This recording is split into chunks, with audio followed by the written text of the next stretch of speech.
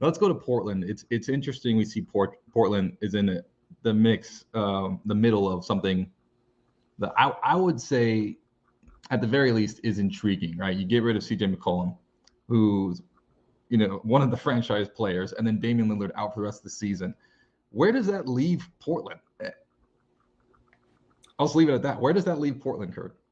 They're driving the tank, man. This General Patton at this point. They are looking forward to the draft and then using those picks either to trade. I mean, there's buzz now and reports about them having a real interest in Jeremy Grant out of Detroit, like trying to pull him out. They've got their own pick.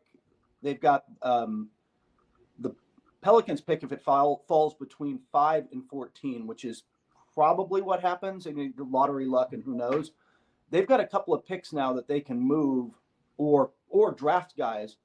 But if they want to win now, I expect they're going to trade at least one of those because Damian Lillard's not around to wait around for a couple of rookies to develop. That's just not where Damian Lillard is in his career.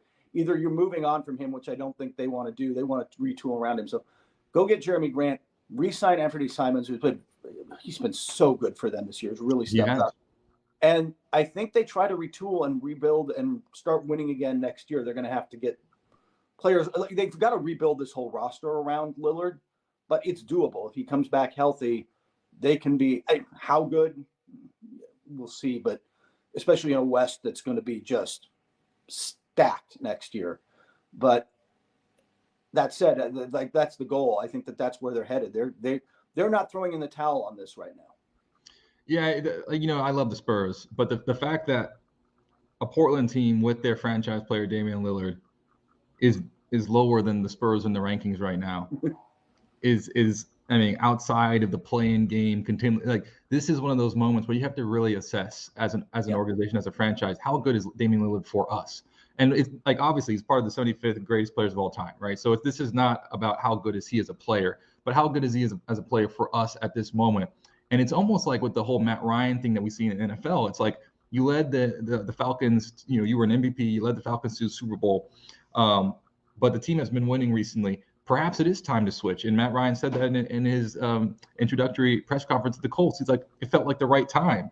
And you see when Matthew Stafford left Detroit, he went to LA, won a Super Bowl. You see Tom Brady leave the Pats, and I know Tom Brady's an anomaly, but they won the Super Bowl. And then Matt Ryan hoping to do the same, still playing at a high level. So I wonder if this as an organization, you think, okay, you look at the bill of a Damian Lillard caliber player, you look at the results in the past few years, and this season particularly, and you made the move about CJ McCollum. It might be time to just say, look, what does the future look like post Damian Lillard? And is this the right time to explore that? Because, a player that good on a team like this should not be the result. And I understand hampered with injuries, but this should never be, because even LeBron with this Lakers team, and we've talked about it, they're still in the hunt.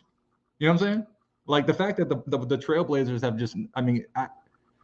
that to me is concerning if I was in that organization. So this is like, you'd have to have some really tough conversations right now, Kurt, and it's hard to think about it. Yeah, it's weird to think of Portland without Lillard, right? Because he's become such a face of the franchise. And I don't think that they, on some level, are ready to move on. But I think you are dead on. They need to have this conversation. And frankly, they need to have it with Lillard in the room because he has to be part of this discussion. I don't know that they can rebuild as much as I like it. And I like Anthony as much as you get Jeremy Grant and you bring in some good role players. In a West with improving Memphis and with the Suns where they are and with Dallas getting better and Utah and on down the list. And plus, remember, Lakers get their 2 stars back. Denver gets Murray and Porter Jr. back next year. In that West, are you really able to compete? And if you're not, and if Lillard really wants to chase the ring, is it better off somewhere else? He ultimately has to, I think that's his decision. If he wants to retire the greatest Blazer ever and just they don't win, that's an acceptable path. I mean, that's something he can choose, but I think he's got to be in on that discussion. Absolutely. When you're the franchise player, absolutely, especially in today's league. But I mean, look at this contract, and then we'll move on. But 4 years, $176 million. So you're looking at $44 million or so per year.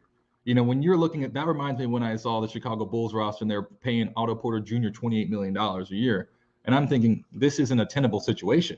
And then Otto Porter Jr. is now playing for the Warriors, but he's not the franchise player of the Warriors, right? So you just understand, like, I wonder, one of those things where you look at at a certain point, you have to look at the books and say, we're not even in the playing game. We're paying him $44 million a year. Like, what does this mean for us as an organization? Like, can we move forward, or do we need to rebuild, like you said, around Anthony? And like, who knows what's going to happen? But all I'm saying is that conversation, I think we'll see it happening sometime in the future. Just like, let's just check in.